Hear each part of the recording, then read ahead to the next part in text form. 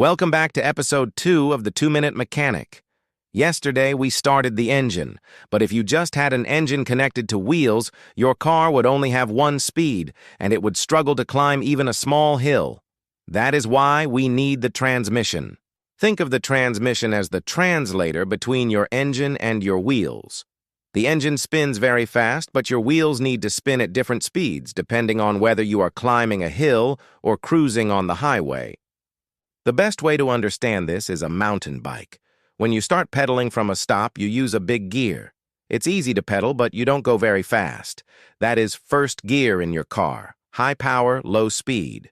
As you go faster, you switch to smaller gears. It gets harder to pedal, but you move much faster. That is overdrive or highway gear. Without a transmission, your engine would scream at high RPMs just to go 20 miles per hour, or it would stall every time you stopped.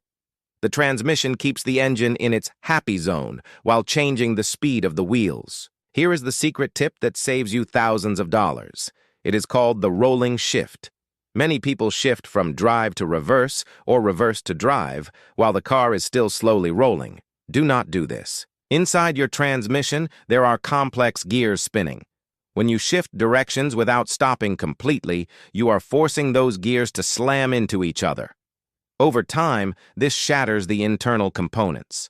Always come to a complete dead stop before moving that gear stick. So we can go fast, but can we stop? That is actually more important. Join me tomorrow for episode 3, where we talk about the only safety system that really matters, the brakes.